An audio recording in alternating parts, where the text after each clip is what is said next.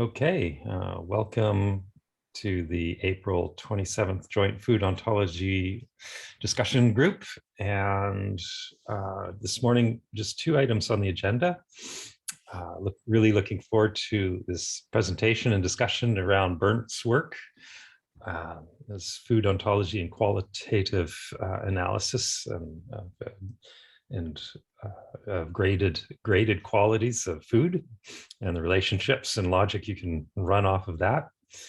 And then our FoodOn group wanted to squeeze in a little bit of a discussion about synonymy, which I hear Bernd also has a slide to share on. And that's important for us because we are doing another pass at curating a lot of plant and animal raw ingredients, and we're looking to make sure that the right word that could be found in text mining of biosamples can point to the right FoodOn term, the best class. So we'll leave that for the tail end. But for now, I would welcome Bernd to the group presentation. Really looking forward to this. Bernd, could you take it from here? Thank you. May I share the screen now?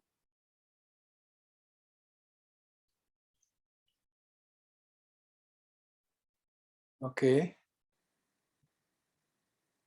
And you're right. We got screen sharing. We're seeing that. Yep, got full screen on the slide now. Okay, thank you. So let me quickly introduce myself and my co-authors. But we don't have audio. Oh, sorry. Why not? I wonder. Or is that just my problem? That might be my problem. Yes, it is. So it's yeah, it's my problem. Sorry. So can you still see my slide? Yep. Sorry, it was just my computer, not your show. Okay. Great, thanks. Okay. So I'm working partly at University of Bremen and partly at the DFKI, the German Research Center for Artificial Intelligence, which is quite a big thing with over 700 researchers in Germany. And at Universität Bremen, there is also another large research center on collaborative research center EASE, where we are trying to teach robots how to cook.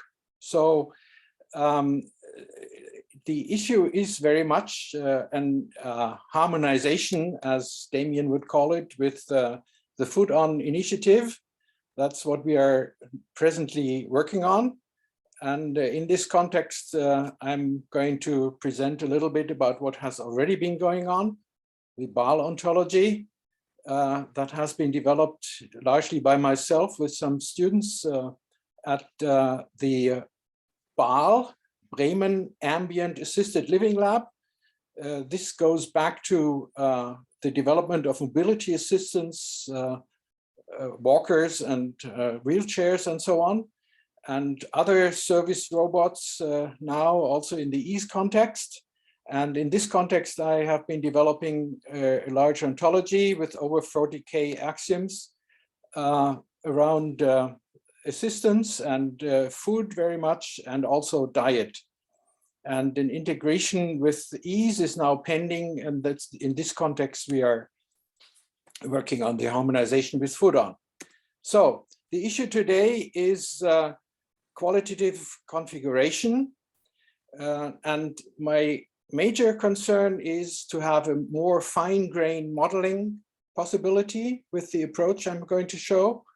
So the so-called graded relations provide this additional granularity, as I believe, and we will see some qualitative abstraction from quantitative data with automatic classification in this context. And in particular, and this is the main thrust, qualitative composition of food and what I call qualitative dosage, which is achieved by deduction within the OWL DL framework. And then I'm going to conclude with some remarks on ongoing work. So Damien provided me with a little example from FoodOn. with unripe food and ripe food that relate to some quality, ripeness. And I'm going to show you this recast in my way of presenting things, which uses an OWL ID view rather than which I'm going to maintain also in the FoodOn initiative, because it's going to be used for generating axioms with so-called generic ontology design patterns, as we will not hear much about this today, but maybe some other time. So this is his example. There is a ripeness quality, and food is relating to this ripeness. And so the example I'm going to show is how to present that some other food item has an ingredient, a food ingredient, for example, a ripe apple. We don't really want to provide classes apple unripe and partially ripe and so on for each of the food items. So there has to be a better way to do this. And one way within FoodOn is to say, well, food has a food ingredient, which is an apple. And at the same time, we have this definition of what unripe food and unripe and ripe food and so on is, which is very general. And then we are going to join the two together by an explicit intersection. So this is always possible, but still a little bit clumsy, because you have to do the composition that way. Or, well, it's a possibility, let's say. And another possibility is to use so-called graded relations. So instead of having this one relation has food ingredient, we are going to have a sheaf of graded relations. And within the name, and this is a naming convention really, there is the quality encoded in the name, has food ingredient ripe, for example. And at the same time, we are having the grading quality on the side, and the, for example, food ripe is closely integrated with this ripeness. So what happens here is that when we use a graded relation from food to apple has food ingredient ripe, then this implicitly means that all the grading quality and so on is associated. The quality axiom is implicitly provided, and the graded relation with this additional name encoded acts like a ternary relation. In other words, it has an additional quality attached to it, encoded in it, which is not something that you would have available in OWL with binary relations at the moment. So this is the trick that I'm using, and I'm using it very extensively in what is going to follow. So graded relations, we have some additional, you may say an additional argument of the relation, but it's has some discrete grade values, in this case unripe and so on. And then each of the relations carries such a grade value and embodies the grade value as a qualifier, you might say, in the name of the relation. And there's additional axioms that are being generated implicitly. So let me show you what kind of fine grain modeling you can achieve this way. For example, by describing the characteristics of some pastry, tarte tatin. I don't know whether you know about it, and that's the idea, you don't know about it. So tarte tatin, what is it? We have the possibility to define the kind of crust, of dough, of filling, and so on, and granularity in the composition. So the first thing here is that tarte tatin has a top crust. In other words, it's an inverted tarte, which is cooked from the bottom. And this crust is thick with the additional qualifier thick, and the T80 denotes that it has approximately 8 to 16 millimeters thickness. And then in addition, we would define that it has a filling, some apple, and it also is cut into sliced shapes. I'm not going to talk about this today, but that has to do with the tasks that are being applied to it or have been applied to it before. So the 320 extremely dense means essentially that it has between 32 and 64% filling. In other words, a third to 2/3 filled with apple.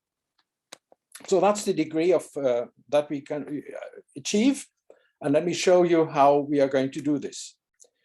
Well, on top of that, I'm going to show you that because we have a dough with a T80 thick top crust and so on, that provides a particular kind of food ingredient weight. So has dough T80 thick top crust is a subrelation of has dough T80 thick, which is a subrelation of has food ingredient. And similarly, we can denote the amount of filling is implicitly also contributes to the weight of the overall food that we are composing here with a particular kind of percentage. So, and similarly, we could define what the sugar content is and so on, deduce whatever, well, other kinds of ingredients that this has, because the apple contains an amount of sugar and so on. So another example, just to give you an idea of how you could define what I call qualitative recipes, chili con carne. If you look at the top, you have some food ingredients with some degree of what they provide as a content. So essential contents are minced beef and pinto beans, and then a major content is some onion, and then maybe subordinate or maybe even missing is tomato sauce, depends on who is going to cook. And then it has additional contents for seasoning, very prominently some hot pepper, and then some prominent garlic and maybe some other herbs. So the idea is that you come up with this qualitative grading as really some hopefully intuitive way of abstraction from things, just to characterize things, but as we will see, with some degree of approximate measure involved. And I've learned a lot from research by other people in cooperation on cognitive science. And it seems that this kind of approach to have just a few categories, in my case, up to 8, is quite cognitively appropriate, adequate. So for qualitative grading, we have ordered grade values, as you see on the side there, and they are ordered as you see them here from negligible to dominant.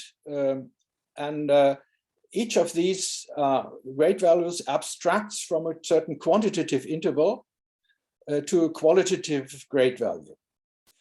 And then these are encoded in the names of the relations. And this encoding in the name of the relation with the underscore is generated by a design pattern.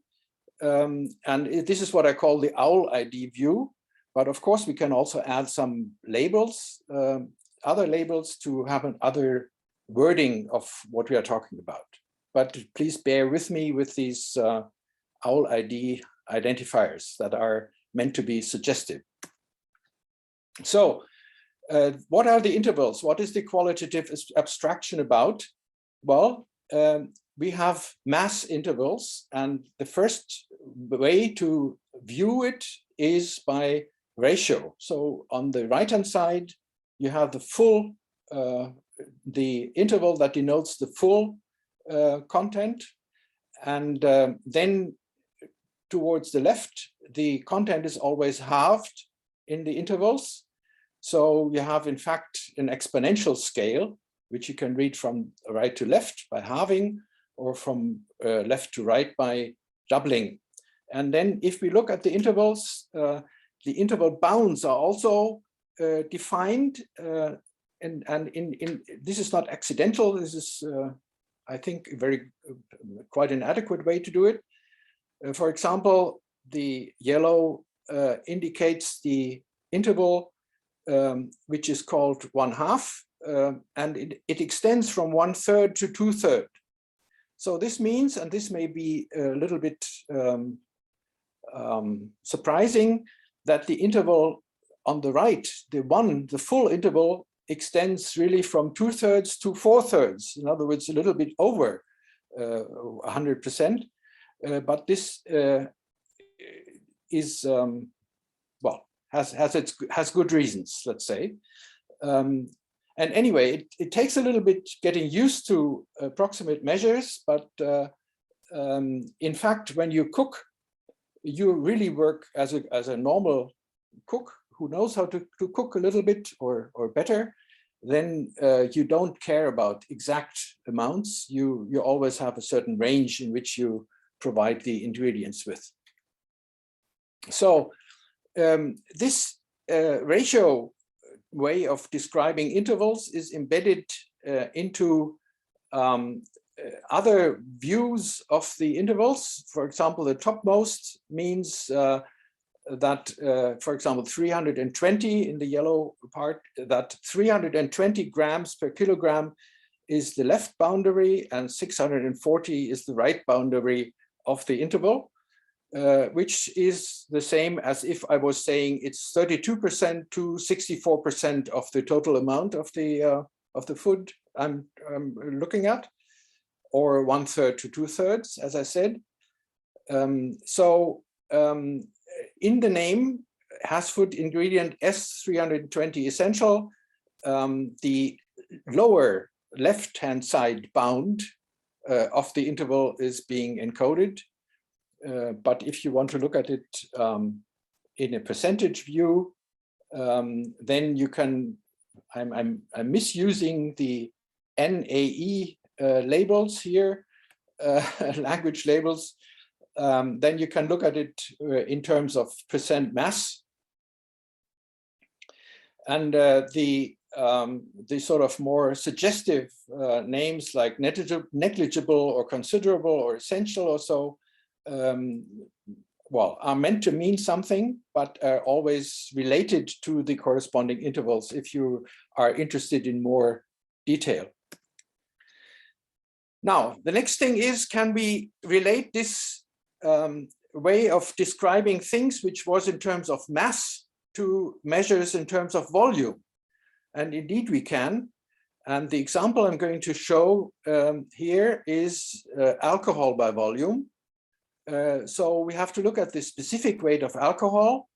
And it means that the mass interval 320 gram to 640 gram corresponds to 40 up to 80% of alcohol by volume.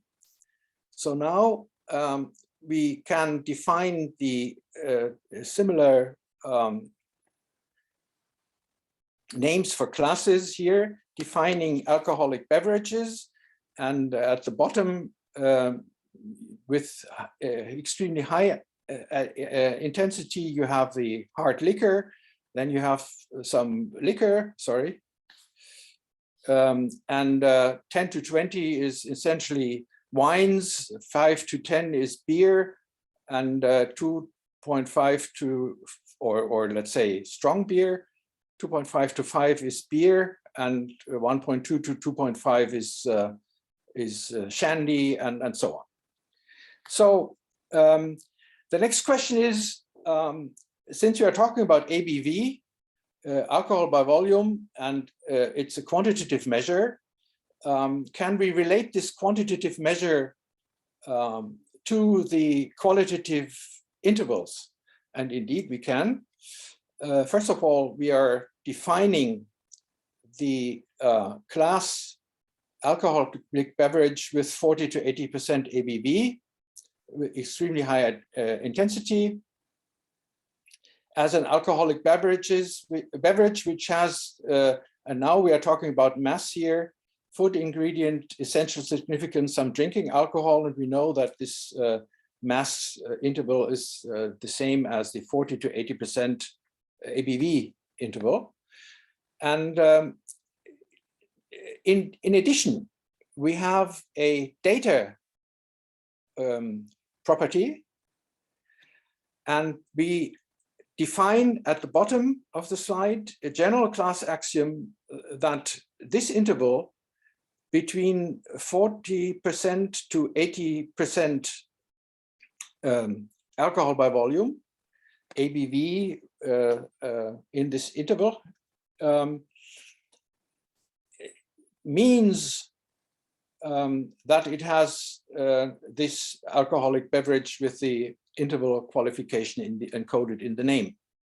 So we can make now an automatic classification with the data property for certain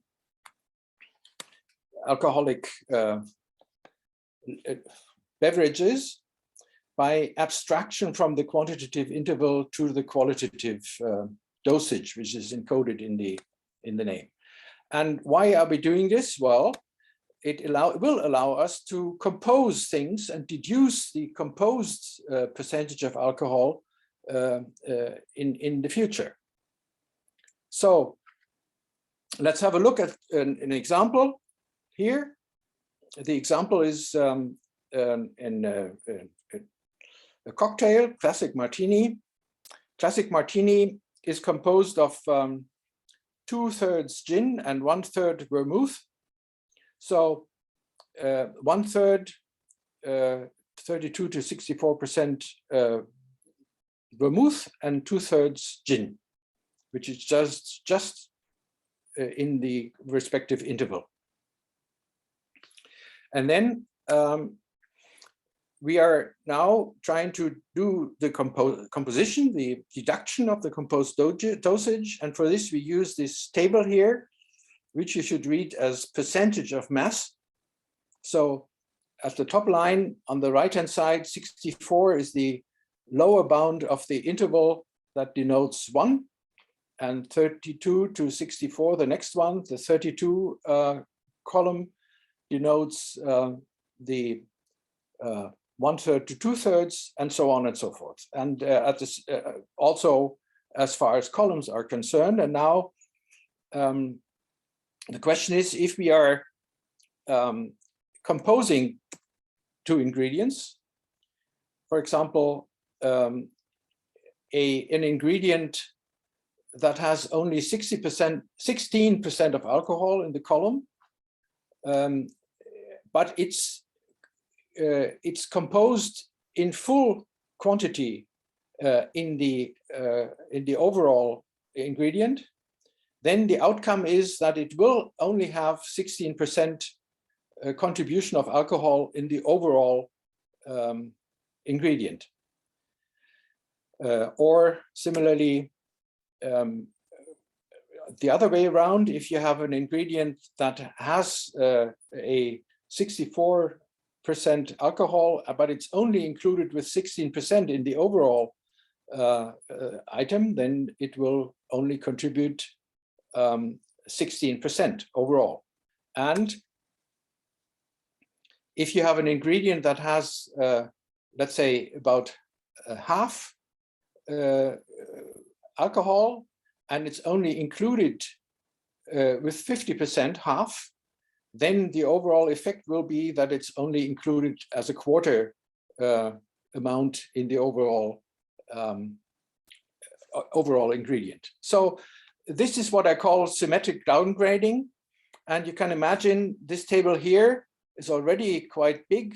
And I'm thinking about extending it towards left upper corner for chemical compounds, aromas, and so on. So you don't want to write this by hand, but you can generate it by corresponding GODPs, design patterns.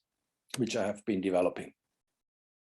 Anyway, so let's look at our example now, and we have a dry vermouth, which comes in at 1/3, and vermouth itself has between 8 and 16% mass. That means about, well, 10 to 20% alcohol.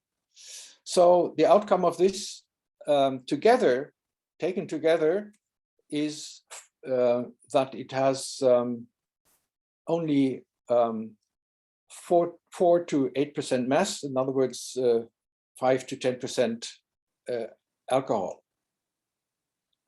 So we can deduce this automatically by corresponding reasoners. We have a very extremely efficient reason include, which we are presently, which is not our reasoner, but it's available, and we are presently trying to integrate it with Protégé, so that you can do it directly. Otherwise, you can do it offline, or and it's done instantaneously, really. So we had seen above, we had seen the contribution of vermouth. Now we are going to see the contribution of gin, which comes in at 2/3. And gin is a hard liquor between 40 and 64%, at least many gins are, not all. So the outcome is 32% or more. And this means that we now have, we now have two contributions, one from vermouth and one from gin. The contribution from vermouth is only 4 to 8%, and the other one is the higher one. So of course, the contribution of the gin dominates.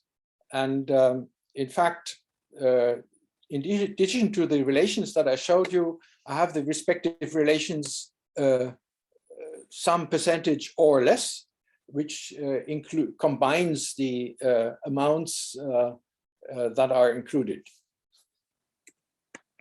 So as you can see here, on the left-hand side, the classic martini, on the right-hand side, the reverse martini, where the ratio is the other way around, and the corresponding deductions, which are highlighted in yellow here by Protégé, show you that the overall contribution, overall content, alcohol content of classic martini is between 32 and 64% mass, or 40 and 80% alcohol, and the other one is only half, as you would expect.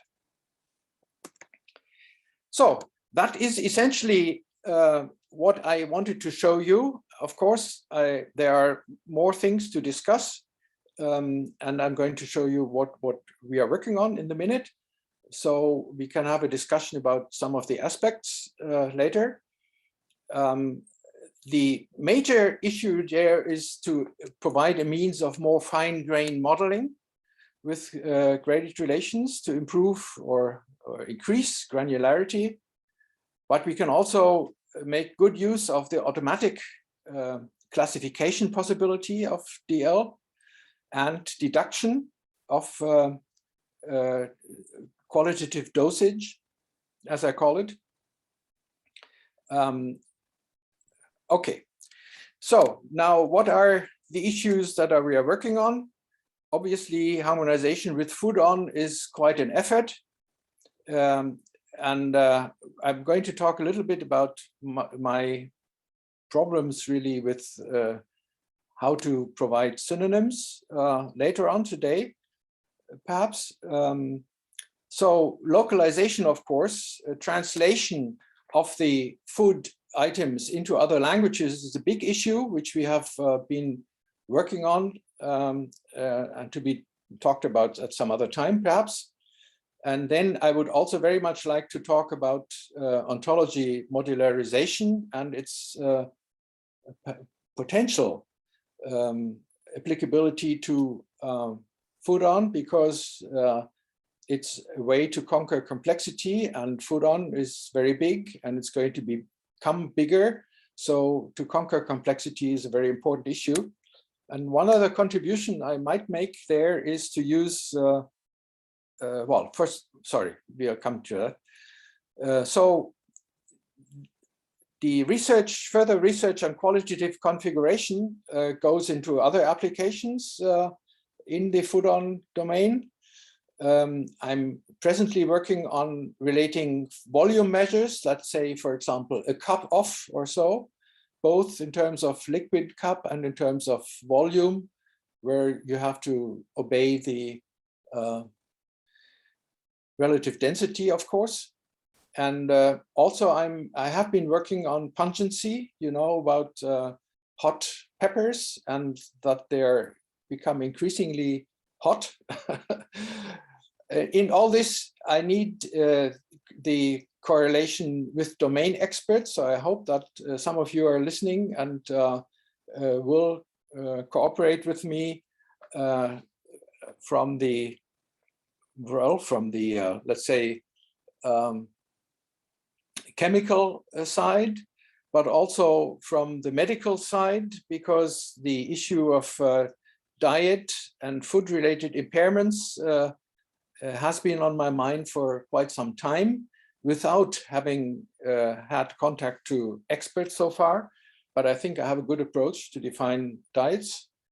And then we can use all the above machinery to deduce what dishes are allowed for certain people in terms of the person has some allergy at some level, and then he may use so much of this food in the overall food amount, and so on and so forth. And we may be able to relate it also, for example, to cheeses, where increased age or increased fermentation means that it's better digestible by some people. This can also be expressed by qualitatively graded relations, of course. So all of this introduces a certain amount of complication, of course, complexity. And I have great hopes to be able to use the generic ontology design patterns to generate some of this stuff. It means that whenever you make a change to the ontology, you don't do it by hand. You invoke certain design patterns. That is, you do things in a guided way by providing certain parameters to the design patterns, but that's all. And these instantiations of the GODPs are logged.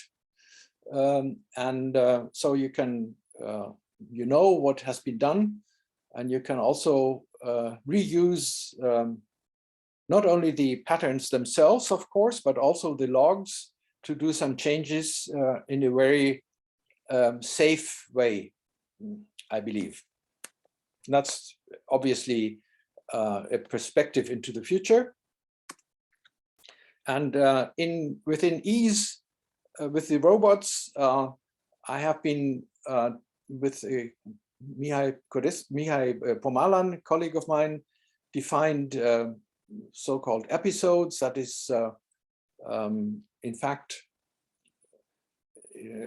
recipe tasks that are being unrolled in a particular execution of such a recipe. And I'm going to, this was done for setting the table, not for recipes or cooking yet, but I'm going to work on doing it for recipe tasks as well. And this is very much related, of course, to what has been going in FoodOn with all the treatments that are being modeled. So my hope is that this will then lead towards what I call qualitative virtual cooking. In other words, doing the cooking by execution of episodes within the deduction framework. In particular, I would very much like, and I've been working on this for some time now, deduce the aroma composition of some food as it has been cooked without actually cooking it. In other words, by just deduction. Okay, so that's it. And I'm now going to stop the sharing the screen. That's great and formidable, Bernd. I really appreciate you're bringing this many years of work and approach, I think, to the group. I see some being raised. Very yes. Nice. Thank you. Yes, Rhiannon. Yeah. There was one slide, just so folks understand the basics there. One slide showed the alcoholic content being inferred from the two kinds of martini. And that's because Bernd hit the reasoning button on Protégé to get the classification determined. So I believe, since that's all OWL can do, it can classify things well. Bernd is just like taking it to the next level to try to figure out exactly how much classification we can get out of qualitative understanding of the contents. There must be a few challenging cases in the back of your mind. You mentioned hot chili peppers, for example. Yes. Adding like a tenth of a gram of a chili, of one of those hot chilies to a pot of chili can blow your mouth off anyway, right? So there'll be limits to the matrix qualitative gradation. Well, that's precisely what I was talking about, that I would like to extend the matrix toward at the lower bounds further to be able to incorporate, well, so many grams, milligrams, whatever, of such aroma compounds, and pungency is just one of them, where we have a nice quantitative measure, which is Scoville heat units, which can be modeled very nicely in this exponential framework that I have. But I don't know about the other. I don't know how to relate pungency of, for example, of hot peppers to pungency of black pepper and all some other things that I just don't know about, where I have to need to talk to some food experts, chemical food experts. So in the framework that you have set up here, I'm sure there are people I could cooperate with, or some pointers eventually that I may be able to use. And then, of course, we are getting at the limits of the deduction possibilities. At the moment, I can deduce the levels, the 6 uppermost levels automatically with the built-in reasoners in Protégé. As I said, with the additional reasoner I was talking about, conclude, it will be very fast and possible to do much more. So what I'm doing actually is I do all the modeling in one part, and then I add these additional axioms to the ontology, but I don't have to burden any ontology with these additional axioms. I can use the normal ontology, let's say, without the axioms and do corresponding deductions, of course, not for composite dosage within the Protégé framework. So anyway, that's one thing. Yeah. I presume one pragmatic approach is you're dealing with one recipe. You bring in the ontology bits and pieces that are pertinent to that recipe. Yes. Then you do the reasoning, so you're not having to reason over an encyclopedia of recipes. Yeah, for example, that's very, very possible, very easily possible. And another way, of course, is to have the ontology, to have the, let's say, data for a lot of things. Like Robert Warren has lots of data, huge amounts of data, and then you take them piece by piece and generate the deductions and include them with the data as additional things that you have deduced in separate parts of the ontology, so that you increase the knowledge piece by piece. The nice thing is that you can do it again, sort of, if you keep these things separate. Okay, yeah. Well, I'll just add one more comment, and then when I hear from other people, and that is, I totally see the need to normalize recipes from gram and volume measures into proportions of volume and proportions of mass, in order to then reason over them. So one can imagine that it makes most sense to reason or create rules based on proportions, percentages of content, ranges of percentages, and those grades, rather than having a rule engine. Well, you'd never have a rule engine that would work directly off of particular gram measures, because we're always trying to scale these recipes to match certain output. Well, if I may show this slide again here.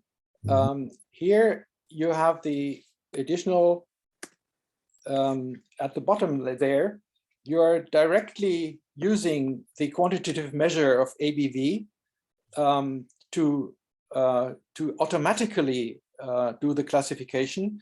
And you can do a similar thing for has sugar, for example, or other data properties that you're introducing. So so that's possible.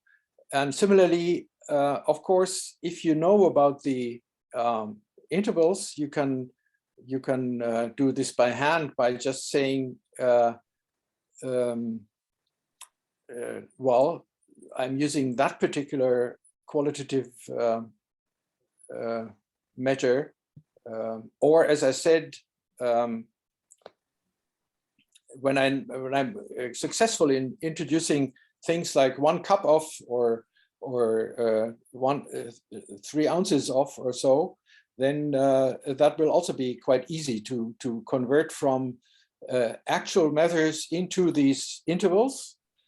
As I said before, it has a little bit getting used to, it's a little bit necessary to get used to these boundaries, intervals, thinking in terms of intervals, but it's quite possible, I think. And also, and this is quite interesting, it's possible to go the other way around. Once you have a qualitative recipe, you can generate text for recipes which will tell you, well, you have to have so much, so many apples, and so they're going to be treated by slicing and halving and cooking and whatever else is available. So I'm quite confident we will be successful there. Okay, Tarini, you have a question or comment? Yeah, I think it's it's an interesting idea, and I think one that many people try to solve, right? Like, what is the property and what happens when you combine them? Yes. And I think that the challenge is, the way I see the challenge is that it's not additive, so simply additive. In the case of alcohol, of course, it's straightforward. You don't lose alcohol content when you combine 2 different kinds of alcohols, you know, vermouth versus spirit and so on. But I think the very complex and interesting thing is, it's not additive when you start talking, you said sugar, but if you had something else that was sweet, it very quickly becomes non-additive. And I think solutions exist for that. So there's, and I actually work with ontologies, but I also look at AI, where you have like really a lot of data properties, one where maybe ontology-based inference would not be adequate because it's very complex nonlinear relationships. So I think this is like one approach, certainly. And I think another one, if it comes to such complex non-additive properties, then, you know, you could have both an ontology taking a high resolution solution, but also then a data-driven solution. Yes. Yeah. Yes. Well, in my case, of course, I'm not using the highest resolution that you can get, which is the quantitative measures. And so I get an approximate thing. By the way, addition is also an issue which I have not talked about. If you have two ingredients that have approximately the same amount, then and they are both added, then of course their contents add up. But we are working on this, and we have a partial solution there. So we'll see.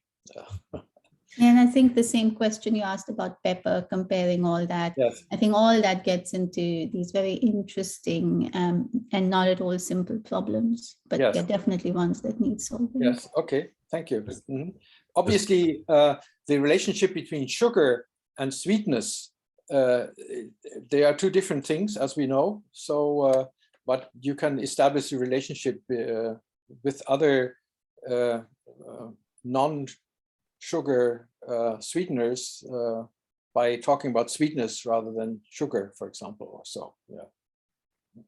We'll find, I'm sure, with organoleptic properties and nutritional content, any processes radically change the qualitative results, and not in a simple manner. It would be a Yes. mathematical relationship. And just for the rest of the folks, what OWL does pretty good, as Bernd demonstrated, is know the value of some quality, some numeric value, and be able to compare that within a range of permitted values. Yes. So it's good at comparison, but the moment you turn to addition, multiplication, and so on, it can't handle that. So what people have done in the past is turn to languages like swirl. I know about swirl. Yeah, to do those calculations and then come back to the logic and see what if the result. Yes, I know. Yeah. That's of course one way to do it. Unfortunately, only with you can only deal with instances, with individuals in swirl, and not with classes. So the challenge is to really raise all these abstract computation to the level of classes here. And as I said, we are working on an approach for addition, which we will hope will work. So then that's rather complete to the extent that we wanted to have, or to the extent we can get it, let's say. Okay. Okay. Hey, so Warren has a question, and then after that, I'd love to turn to the synonymy issue. Yes, I have a slide for Warren also prepared, because he asked me a question before, but let's see what question you have now. No, I really enjoyed your presentation, and you have the same approach to ABV as I do. The two comments that I have is, as we move towards commercial and industrial labeling, there's all sorts of bizarre things, and we've also already mentioned the addition of the process. But depending on who you talk to, the ingredients list for especially alcoholic beverages are either by volume and by weight. And it's not clear if they mean the weight of the original ingredients within the process or the weight of the ingredients in the final product. Okay. And there's these constant micro battles in industry about that, because depending on whose inspector you're dealing with, it gets ugly. But there's a lot of neat little problems to fix here. And with respect to a lot of the labeling you were suggesting, I personally use the legislation for that, because it's a qualitative label that you can use that is anchored in somebody's reality. But then you get the benefit of saying, this is the measurement that I have. How does that fit within the legislation? Yeah, right. Obviously, you can keep the legislative intervals separate and still do the corresponding classification automatically. So that I think it harmonizes quite well with the approach that I have. And offline, I can show you the slide about German Reinheitsgebot eventually, that you were asking about previously, but that's not an issue here so far. Yeah, we'll talk after and not bore everybody else. Right. Okay, great. So, well, Bernd, do you want to lead then with your synonymy Yeah. slide? Well, what I'm going to present here is the problems I have. Let me share this with you. Let's see. I have to. So my screen is shared now. Yep.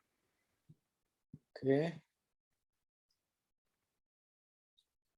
So let's have a look at in particular, just anything, but in particular, this kind of fish, which is called Coregonus with the Latin label, the taxonomic label.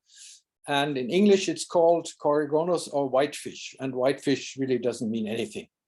Now, in German, there are all these names here, okay? And in my approach at the moment, I'm separating synonyms within the language label,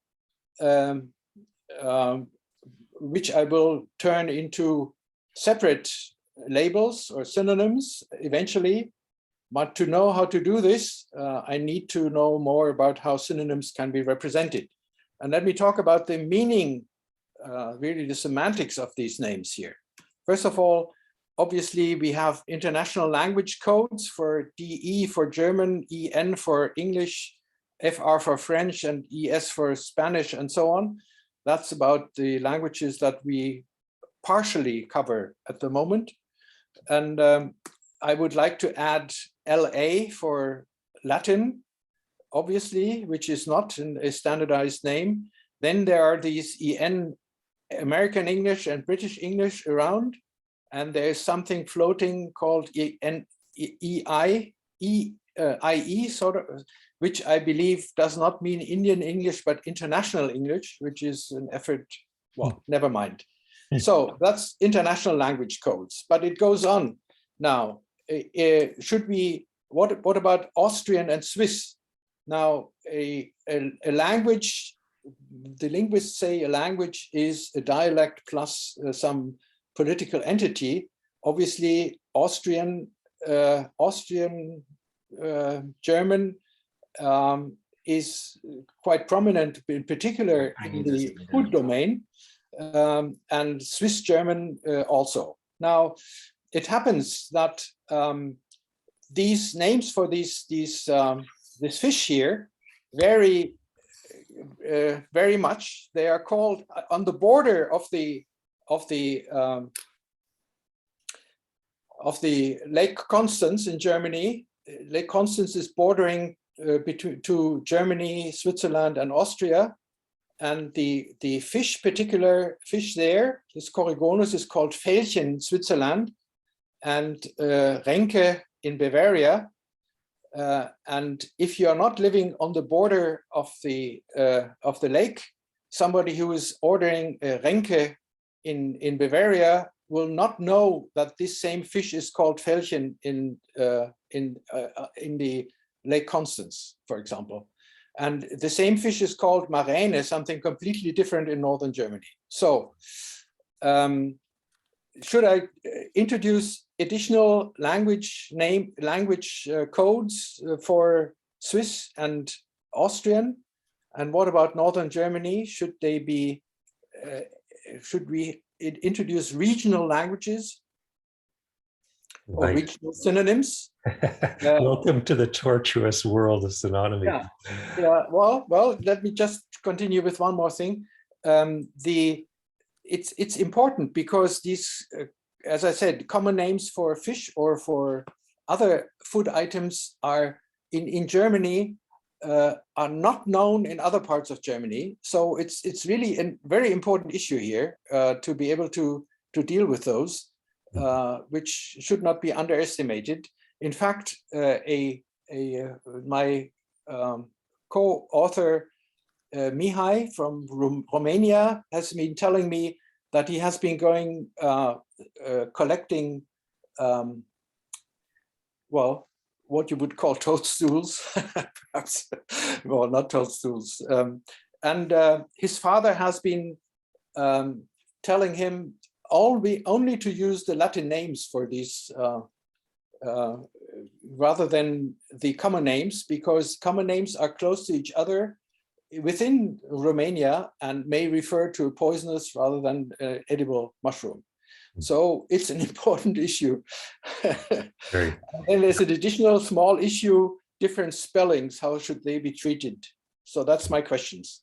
Right. Well, indeed, I'll say FoodOn synchronizes on that thought that the primary plant and animal food sources need to be expressed as Latin.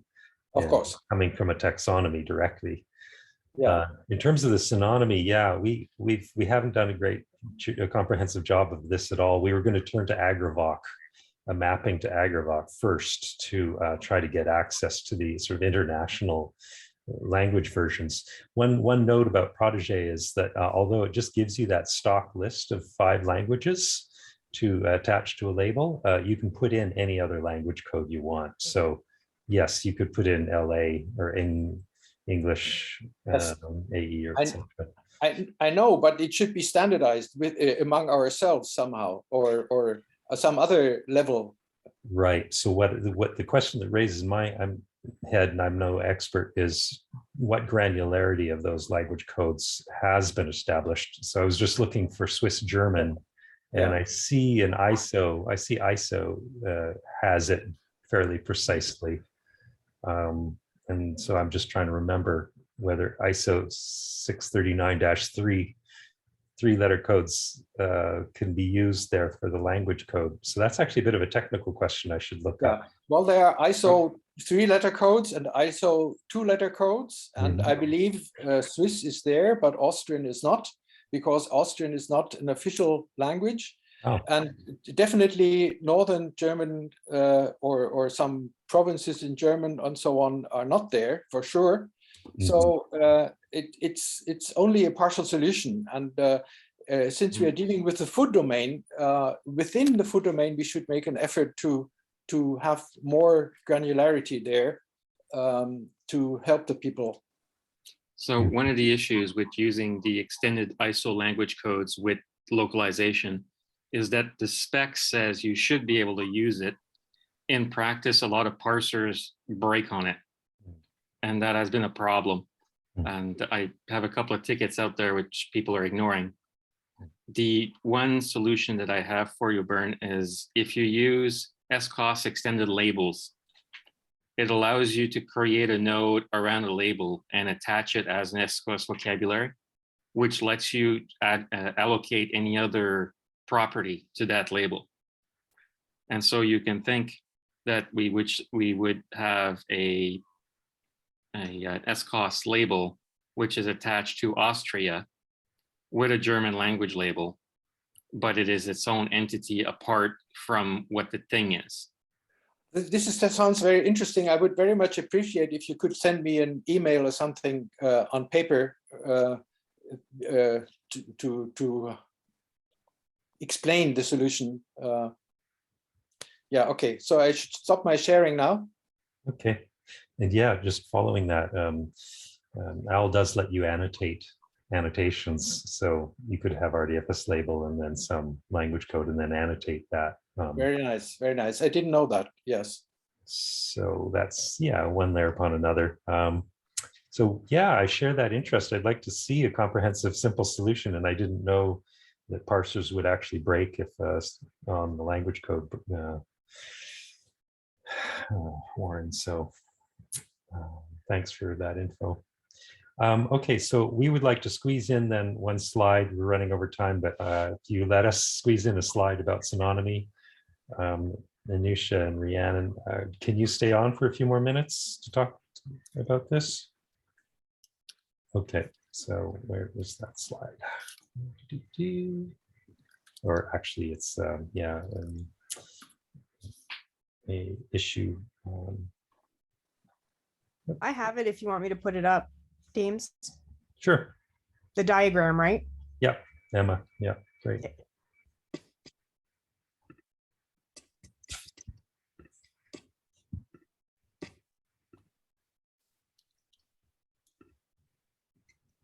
Can you see this?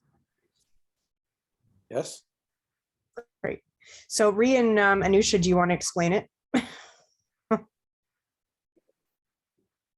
So the issue we wanted to bring here to discuss with everyone is related to the synonymy rule, which we should follow for ontologizing the generalized food products like apple or cantaloupe.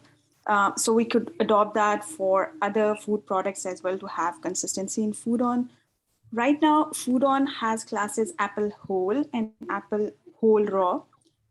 When we say apple, is it an apple whole raw? Usually with apple, we thought of like, we picture a whole raw apple. So the point was like, should apple be an exact synonym of apple whole raw? In our FoodOn curation meetings, initially we decided that apple should be an exact synonym of apple whole raw. But if we do so because it does not offer any uncertainty regarding whether if the apple is a whole apple or if it's intact. So we decided that it would help to have a class for foods that could be whole or could be in parts as well. So we decided to have a separate class, apple whole parts or cantaloupe whole parts. Also considering the fact that if we take this example of cantaloupe instead of an apple, we usually think of a cantaloupe with its rind removed and in pieces, as we not eat whole cantaloupe like an apple. So these thoughts led to this question then that should apple then be an exact synonym of apple whole or parts? Also, I mean, does that make sense to everyone? And like apple should be an exact synonym of apple whole or parts also, because it's possible that it's not necessarily whole and could be in parts, and parts could be pureed, chopped, split, crushed, etc. And it can involve some degree of mechanical processing.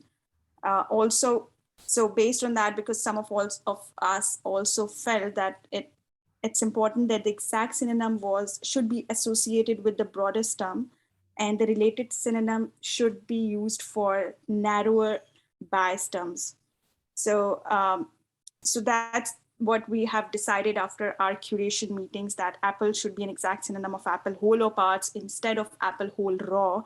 So does anyone has any suggestions for that or anything to say? I'd like to just comment. So synonymy aside, we imagine this hierarchy of an apple food product, and underneath that, the least informative class, which is that we have some kind of apple substance, and we don't know what form it's in, minimal information.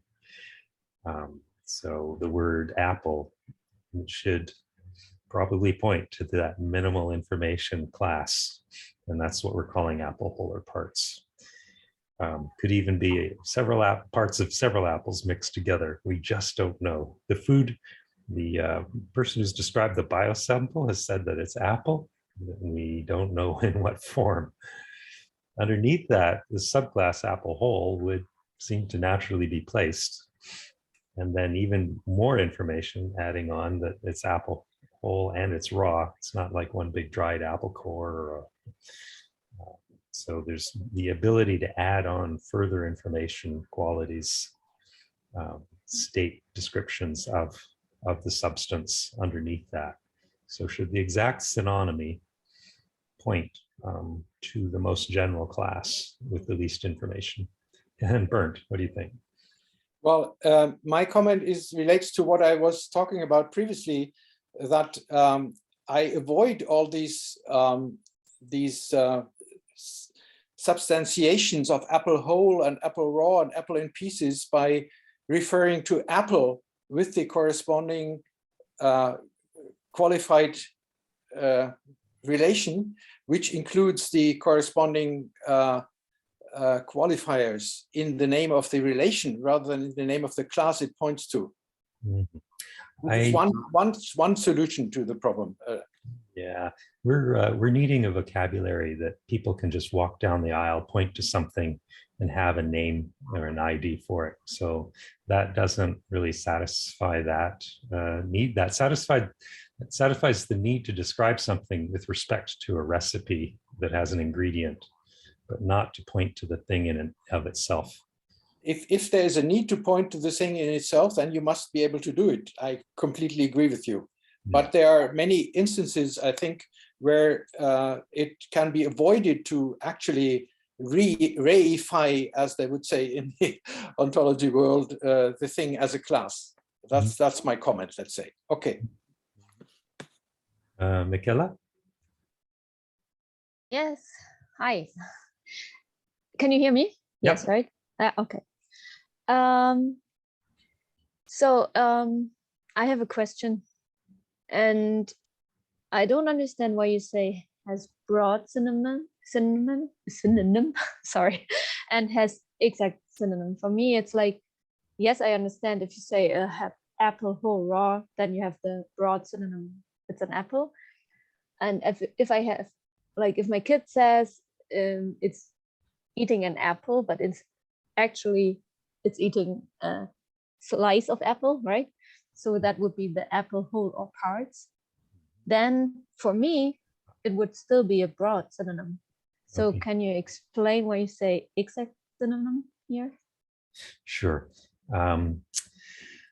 It's kind of interesting. A broad synonym suggests that there's some class up above for which that term could be an exact synonym. So in the case of attaching broad synonym to apple whole or raw, it was a bit of an attempt to satisfy those folks in the cognitive science world where they're showing you word cards and you're supposed to respond with the first thing that you think of without being, getting in, wearing the hat of the informatician who's working off of minimal information. So we've got kind of two separate directions that the synonymy could go in. One is the informational one, which I think is satisfied in this slide. And then the other one, it's a bit more debatable whether we want to do this at all, is using broad synonym here. But let's just say gene ontology introduced broad, narrow, and exact synonym and related synonym. So I think Okay, I see. Thank you.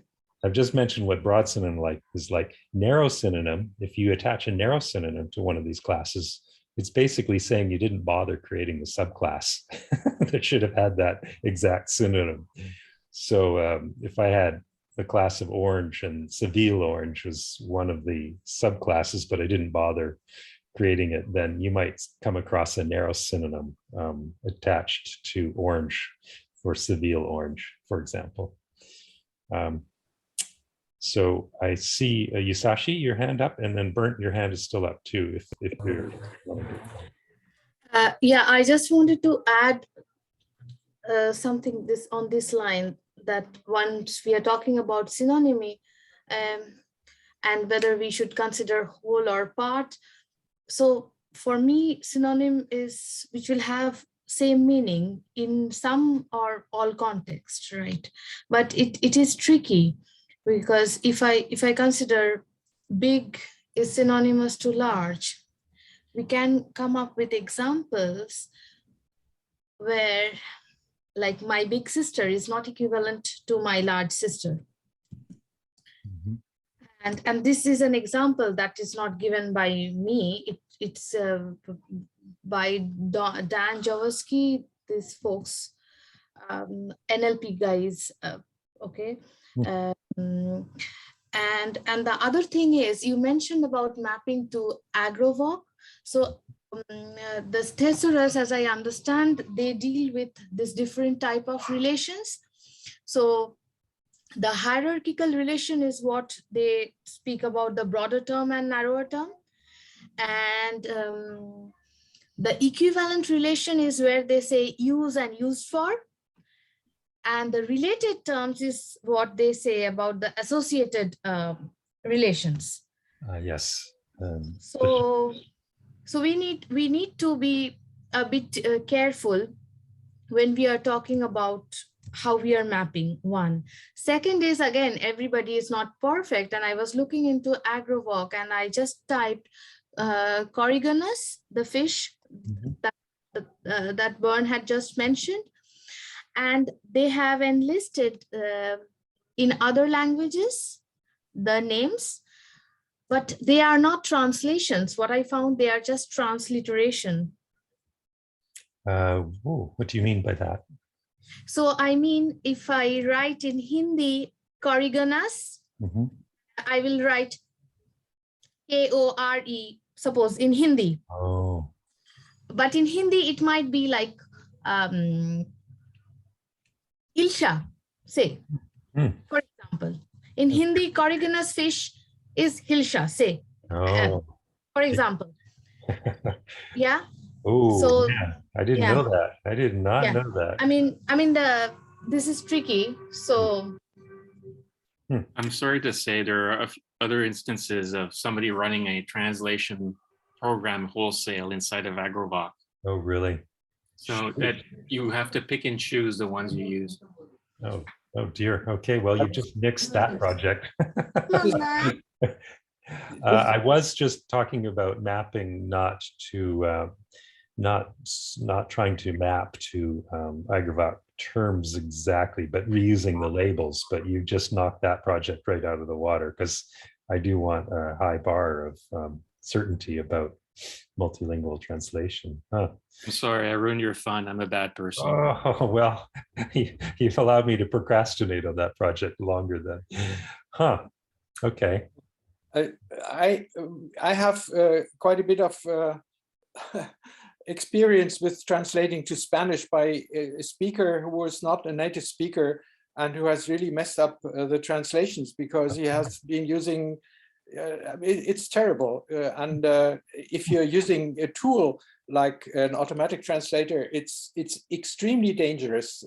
The only way to do it is to go via the Latin name and then to look into the corresponding language, let's say, And this even dictionaries is dangerous. Dictionaries is dangerous. You must use the Wikipedia with the corresponding Latin name. Otherwise, it's impossible. Oh, really? Okay. So, and does crowdsourcing this as a solution even scare people more, or should we CAPTCHA crowdsource it? I advise against using this translation of something like AgriVoc if it's not really certified via the Latin names by somebody. You have to have a person that stands behind the translation or something similar. Okay. Well, I have found Wikipedia a little bit more reliable in that way. Their whole various food curation folks do seem to be creating some quality. Okay.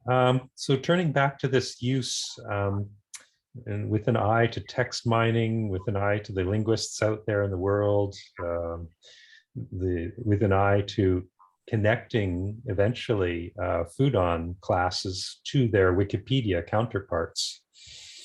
Do you think it's a sound idea to attach words like apple as exact synonym to this more general class? First, that's the first question.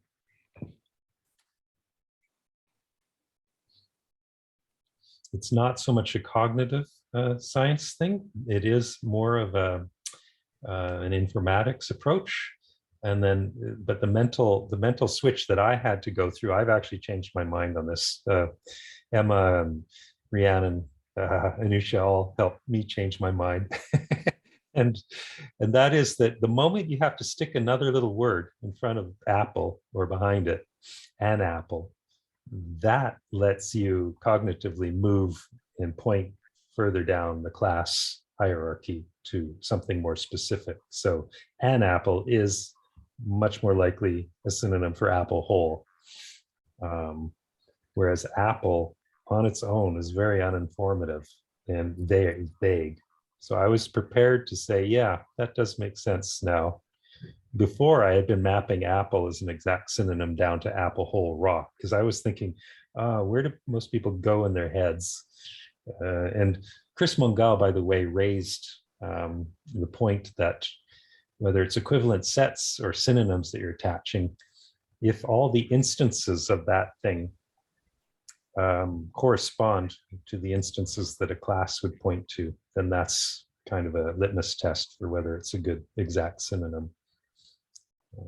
But what you're really saying is that there are no synonyms. There's a hierarchy of classes, and this is what you attach meaning to. So I wonder whether the notion of a synonym, as you have defined it, makes sense at all.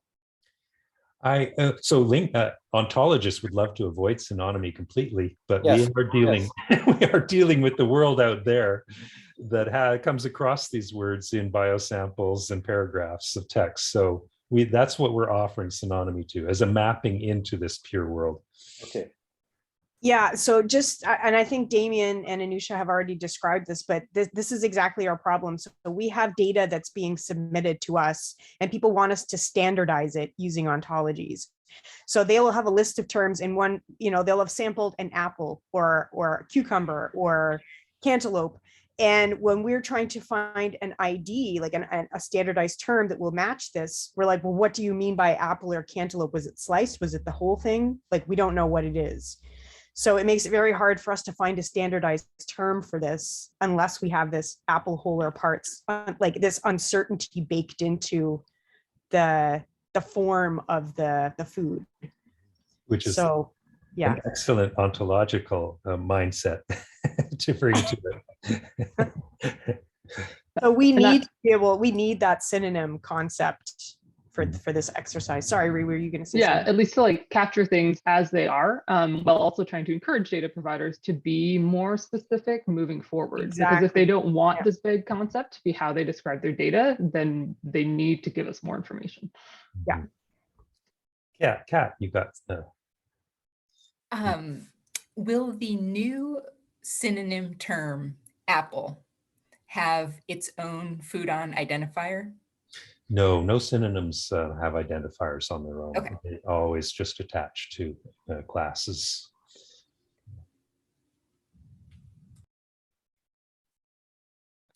Well, also if in the sense of recipes that we were just discussing, right? If you have a recipe that only says it has 100 milliliters of milk, this would also make totally sense to have these synonyms, because right now you don't even have a class milk, right? You have a cow's milk, probably. We have mammalian milk, so that's mammalian milk. Okay, yeah. Under which the different mammals exist, mammalian versions. Right. Yeah. So there will be edge cases, and we'd like to move those to issues. Which reminds me, Bernd, about your work. If you want to bring issues to discuss in terms of approach for your own work, you're welcome to use the FoodOn issues board if they have anything to do with FoodOn. But the other place to go to reach this community we're talking to this morning is the joint Food Ontology GitHub, which has an issues board where people contribute their problems for comment or their solutions for comment. Okay. Any last comments about whether apple whole raw should have a synonym and what kind? Should there be any addressing of this sort of cognitive first thought kind of synonymy that's different from the informatic one?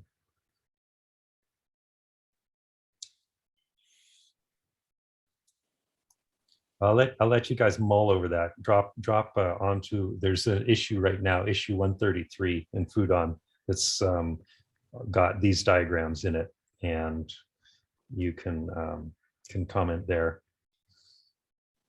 I guess one other move is that what I envision in the future is actually that all synonyms are kept in a separate include file so that you don't even need to see them when you open up FoodOn if you don't want to. Very good point. Yeah, we view these synonyms as a linguistic add-on to the pure ontology files. Of course, the issue is which version are we going to offer as a default? I think they have to offer the one with synonyms, because that's the one that search engines are paying attention to. So people can only find these terms by typing in the synonyms often. Okay, thank you so much, Bernd, for your deep dive, and to everyone for going over time on all this. Maybe we should get used to making it a little bit longer. Okay, look forward to seeing you next month, and it'll be about fermentation, which should be great. All right. Thank you. Thank you. Folks. Thank Thanks. you.